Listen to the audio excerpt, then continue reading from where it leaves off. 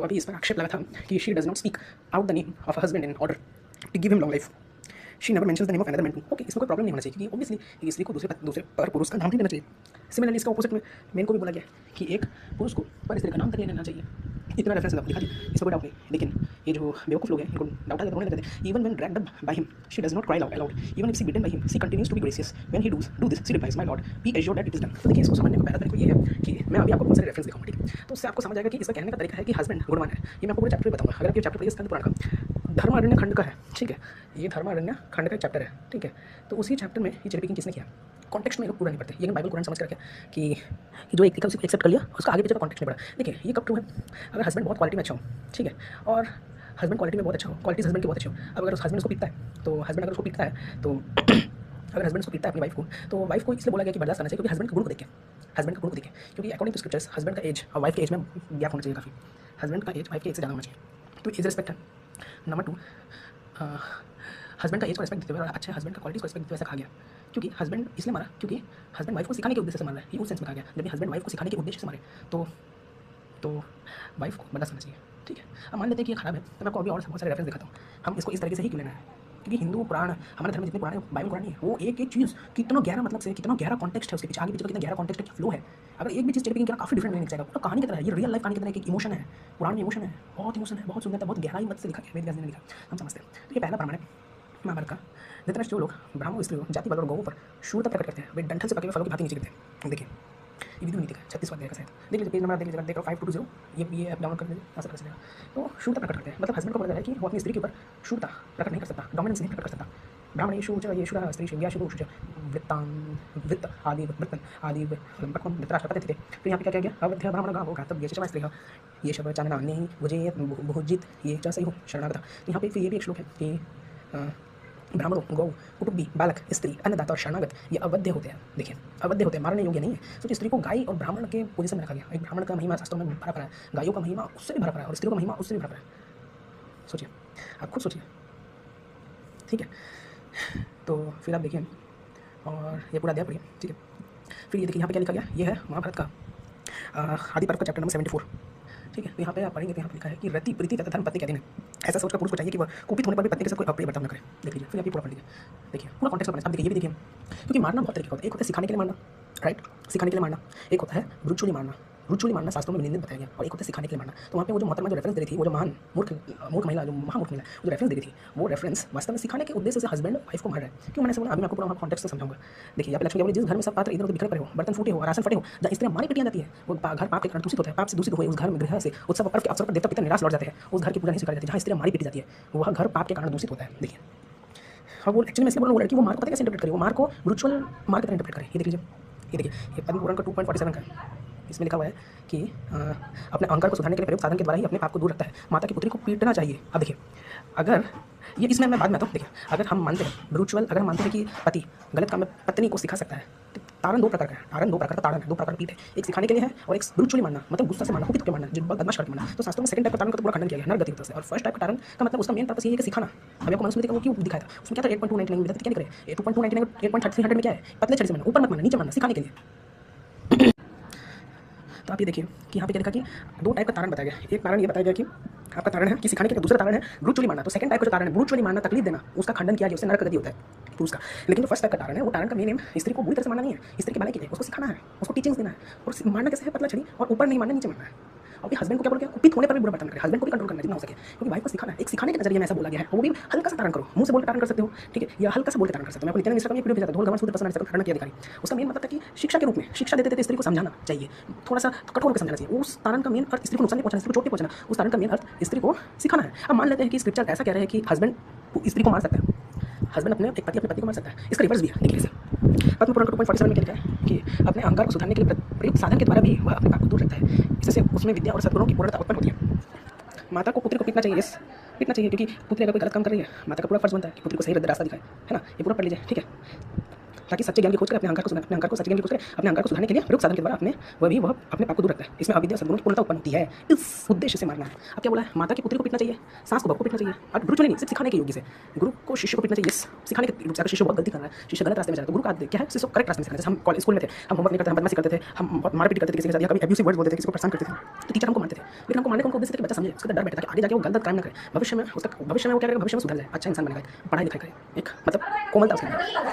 तो देखिए यहाँ पे क्या बोला गया है कि माता को पुत्री को पीटना चाहिए, सास को बहू को पीटना चाहिए, गुरु को शिष्य को पीटना चाहिए, इस प्रकार से पूर्णता प्राप्त करते हैं। अन्यथा नहीं, पत्नी को पति को कोड़े से मारना चाहिए। देखिए पत्नी को पति को कोड़े से मारना चाहिए, मतलब अगर कोई पति गलत कर रहा है तो पत्नी को पूरा अधिकार है कि पति को सिखाने के लिए कोड़े से मारना चाहिए। राजा को मंत्री को दंड देना चाहिए, सैनिक को बुरे से पीटना चाहिए। अब ये पढ़ लीजिए इत्यादि सब। फिर पद पुराण 3.55 में ये रेफरेंस देख लीजिए, ठीक है। यहाँ पे क्या लिखा गया, किसी प्रकार की पीड़ा नहीं पहुंचनी चाहिए, बल्कि अपने शिष्य पुत्र को ही दंड देना चाहिए। यहाँ पे एक भी स्त्री पुत्री का बात नहीं आया, ठीक है।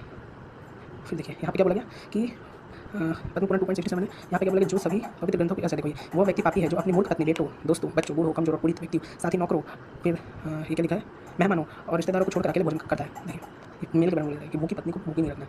फिर यहाँ पे देखिए, किसी अन्य अपनी पत्नी के अंदर किसी के प्रति वासना ऐसा कर लीजिए, पवित्र करने को उल्लंघन करना, अपने पुत्र, मित्र, पत्नी, यहाँ तक कि अपने स्वामी को दरिद्र होने पर त्याग देना, ठीक है। और अपनी पत्नी, भले लोगों को, तपस्वी को त्याग देना, ठीक है।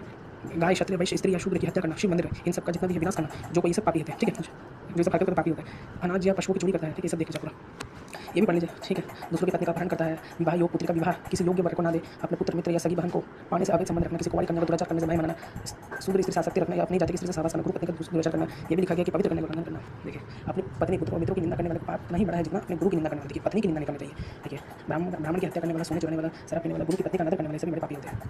जो उनका साथ देता है वो भी पापी है। ये भी पढ़िए, माता पिता को अपशब्द कहने वाला, बहनों को पीटना, देखिए बहनों को पीटना, ससुर की बहन को गाली देना निश्चित रूप से पाप है। देखिए ठीक है, ये देखना चाहिए इन लोगों को।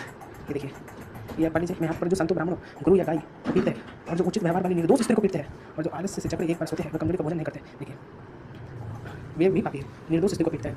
और देखिए गरुड़ पुराण का 1.95.27 यहाँ पे बोला गया, husband should be loyal to his wife के लिए, हस्बैंड के लिए बहुत नियम है। क्या ओवरऑल में आपको समझ आएगा क्या सच में उसका लिखने का मतलब ये था, ठीक है। अभी मैं आपको और तो अब हम यहाँ से कंटिन्यू कर रहे हैं कि आपका ब्रह्माखंड, ठीक है। तो 8 से लगाते हैं यहाँ पे,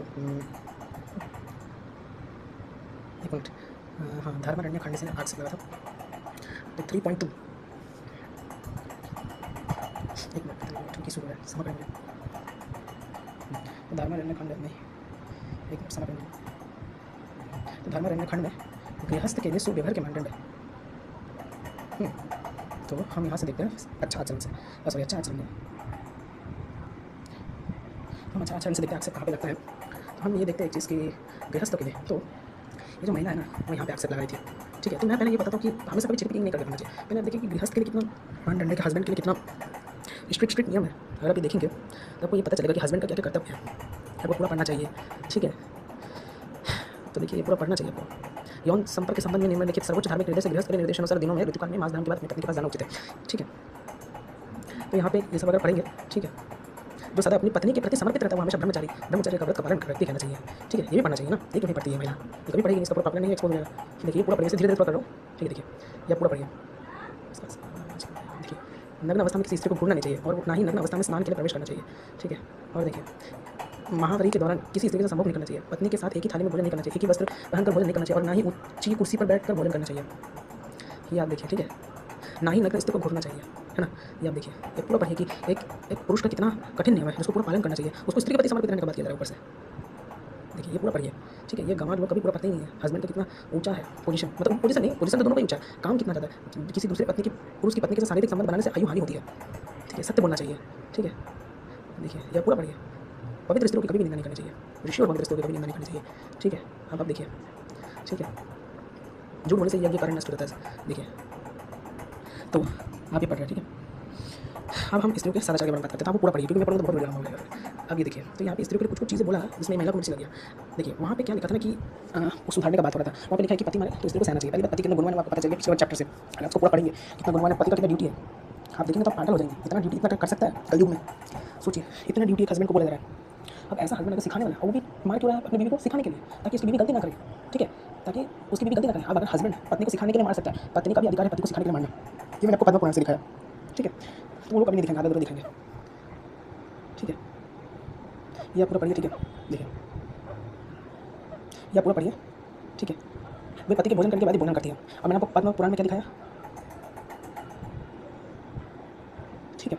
तो इसका मतलब क्या है कि पति को पति के बाद देखो पद्म पुराण में क्या कहा गया कि एक पति को स्त्री को भूखा रख के स्वयं भोजन नहीं करना चाहिए। पुरुष को भी बोला गया सेल्फिश नहीं बनना, मैं आपको पहले दिखाया था, जो ध्यान रखिए, ठीक है। यहाँ पे स्त्री को बोला गया। अब यहाँ पे देखिए, यहाँ पे कुछ है कि जब पति विदेश जाता है तो खुद को निर्वस्त्र, तो वह खुद को निर्वस्त्र रहती है। जब वो किसी काम से कहीं भेजा जाता है तो वो सभी प्रकार के आवरणों से पहले रहती है। यहाँ पे निर्वस्त्र रहने का बात ये नहीं है कि सचिव पूरा निर्वस्त्र रहो। यहाँ पे निर्वस्त्र रहने का बात है कि आप ये करो, क्या बोलते हैं, गहने मत पहनो, सिर्फ गहने मत पहनो, नॉर्मल आइटम्स पहनो, ज़्यादा सच धजना जरूरत नहीं है भाई। ऐसे कभी नहीं बोला जाएगा निर्वस्त्र रहो, क्योंकि शास्त्रों में से पूरा निर्देश है कि गृहस्थ को कपड़े पहन के रहना चाहिए।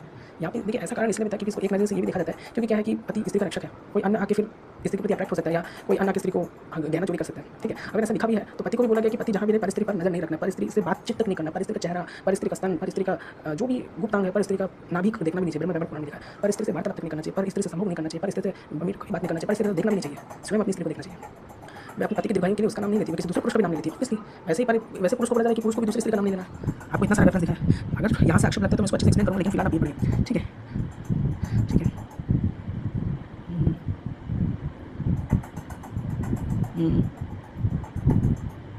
देखिए अब अगर वो बात हम मान भी लें कि पति विदेश चला जाए तो उसको नग्न रहना चाहिए, यहाँ पे ऐसा क्यों लिखा गया कि उसे नग्न अवस्था में कभी भी स्नान नहीं करना चाहिए, उसे पति की कभी बुराई नहीं करनी चाहिए। पवित्र स्त्री कभी भी ओखली मसूल झाड़ू पत्र दहलीज पर नहीं रखती, उसे हमेशा अपनी प्रसन्नता, अपनी रुचि प्रसन्नता व्यक्त करनी चाहिए। अब इसका हम किस सेंस में लेंगे कि कभी पति को संतान उत्पत्ति करने की इच्छा तो स्त्री को भी बोला गया। दो तरीके का बात है, पत्नी को भी बोला जा रहा है, पति को भी बोला जा रहा है। पति को क्या बोला जा रहा है कि आप जब भी स्त्री से मैथुन करते हो तो सिर्फ संतान उत्पत्ति के लिए करना, आनंद के लिए नहीं करना। और मैंने आपको कितना सारा श्लोक देखा, उसमें साफ बोला गया कि स्त्रियों के साथ, अपनी पत्नी के साथ जो मेन एम है वो मिथुन, जो अपनी पत्नी के साथ कर, उसका मेन एम क्या होना चाहिए, मेन एम क्या होना चाहिए, उसका मेन एम संतान उत्पत्ति करने के लिए, आनंद के लिए, स्त्री को परेशान नहीं करना ज़्यादा, स्त्री को दमन नहीं करना है। आपको कितना सारा रेफरेंस दिखाया ना। स्क्रिप्चर्स न्यूट्रल है, शास्त्र न्यूट्रल है, शास्त्र जो पुरुष को कह रहा है शास्त्र स्त्री को भी कह रहा है, ठीक है। उल्टा शास्त्र पुरुष को ज़्यादा नियम बता रहा है। देखिए पति के वचनों का कभी उल्लंघन नहीं करना चाहिए, स्त्री को सर्वस्व गुण का है, ठीक है। ये सब पढ़िए, ठीक है, ये सब पढ़िए, ठीक है, ये सब पढ़िए। पति की स्वामी, पति की गुरु है, वही सच्चा धर्म, पवित्र अनुष्ठान पवित्र है। सब कुछ त्यागकर पत्नी को केवल अपने पति की उपासना करना चाहिए। वो इसके उल्टा भी बोला गया है कि स्त्री सब कुछ है। महाभारत में 1.7 में लिखा है स्त्री पति का आधा अंग है, स्त्री के बिना पति यज्ञ भी कुछ नहीं कर सकता। तो दोनों के लिए बोला गया, ठीक है। अब यहाँ पे जो जिसके हस्बैंड नहीं रहते उनके बारे में अक्षर लगता है, उसको भी नेक्स्ट वीडियो में अच्छे समझाऊंगा, ठीक है। ऐसा क्यों लिखा हुआ है, लेकिन अभी मेरा एम नेम देखिए क्या देखिए। अब यहाँ पे कहते हैं जो पवित्र स्त्री अपने पति के साथ निसंदेह समय लेकर गई है, पवित्र स्त्री को देखकर यमराज भाग जाते हैं। पवित्र स्त्री का चमक देख सूर्य भी जलने लगता है, अग्नि भी झुलस जाती है, सभी प्रकाशमान पिंड थरथराने लगती है। एक पवित्र स्त्री अपने पति के साथ उतने करोड़ और 10,000 वर्षों तक स्वर्गिक सुखों का आनंद लेते हैं जितने उसके शरीर पर बाल होते हैं। वो माता धन्य, पिता धन्य, वो पति धन्य, जिसके घर में पवित्र स्त्री होती है। वो पवित्र स्त्री के पुण्य के रूप में माता पिता पति के रूप है। अपनी मर्यादिता पवित्रता को दुष्ट कर्म करने वाली स्त्री अपने पिता माता पति के 3 परिवारों को पतन का कारण बनती है। जहाँ पवित्र स्त्री पैर रखा जाता है वो भूमि पवित्र होती है, आदर के योग्य है। पवित्र स्त्री के पैर पर धरती पर रखा जाने इससे अधिक भार नहीं है। ये भी आप बताइए, ये भी आप पढ़िए, ठीक है। इस प्रकार गंगा में स्नान करने से शरीर पवित्र शुद्ध रहता है, उसी पर पवित्र स्त्री के दर्शन से घर पवित्र हो जाता है।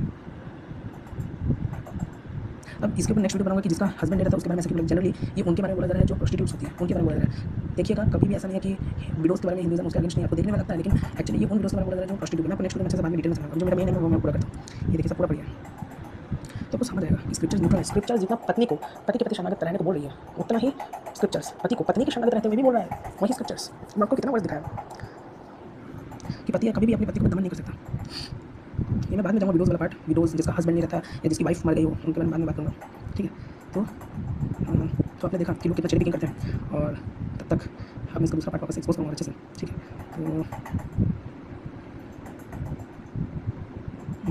ठीक है। तो यहाँ पे जो स्त्री के बारे में बोला जा रहा है, जो कभी कभी लोगों को अच्छा नहीं लगता सुनने में कि पति ही गुरु है, पति स्वामी, यही सब चीज़ पति को भी बोला गया कि तुमको स्त्री के प्रति, अपने पत्नी के प्रति शरणागत रहना चाहिए, अपनी पत्नी के अलावा किसी के बारे में नहीं सोचना चाहिए, अपने इंद्रियों को दमन करो। जब भी तुम पत्नी से मैथुन कर रहे हो तो मैथुन करने का मुख्य उद्देश्य सिर्फ संतान उत्पत्ति करने का है, ना कि रति सुख के लिए है। तो एक स्क्रिप्चर अलग अलग रेफरेंस देखिए, बहुत एक समुद्र है स्क्रिप्चर्स, ठीक है। देखिए स्त्री का कितना गुणगान किया जा रहा है यहाँ पे, है, ठीक है, ठीक है। तो ऐसे ही मेरा वीडियो देखिए, अभी नेक्स्ट पार्ट को और एक्सपोज करता हूँ मैं, ठीक है। आपको भटकना नहीं है कभी, आपको देखना पड़ेगा कि स्क्रिप्चर्स हमेशा न्यूट्रल है। स्क्रिप्चर्स जितना पति को बोल रहे हैं पत्नी के प्रति शरणागत रहने के लिए, उतना पत्नी को भी बोल रहे हैं अपने पति के प्रति शरणागत रहने के लिए। स्क्रिप्चर्स एक टाइप के टीचर है। जल सदा पवित्र स्त्री के स्पर्श की कामना करते हैं। गायत्री के द्वारा भी पापों का नाश नहीं होता, वो पवित्र स्त्री अपने ब्रह्मचर्य व्रत के द्वारा पापों का नाश करने वाली होती है। देखिए गायत्री मंत्र से भी ऊंचा स्थान दिया गया। आप मतलब कोई शब्द नहीं है बस, हर घर में ऐसी पवित्र स्त्री नहीं होती जो अपनी सुंदरता आकर्षण प्रकट करती हो, परंतु केवल जगत में शिव के प्रति भक्ति से ही पवित्र पत्नी प्राप्त होती है, शिव के प्रति भक्ति करने से, ठीक है। तो आप मेरा वीडियो देखिए, नेक्स्ट पार्ट करता हूँ, और इसमें जो भी अगर एक्सेप्ट लगता है मैं इसको और अच्छे से डिटेल में समझाऊंगा। मैं इसलिए नहीं समझा रहा हूँ आपको क्योंकि मेरा अभी मेन एक फ्रेम में दिखा रहा हूँ, मेरा वीडियो बहुत लंबा हो जाएगा, इसलिए मैं सबको 2x में कर रहा हूँ।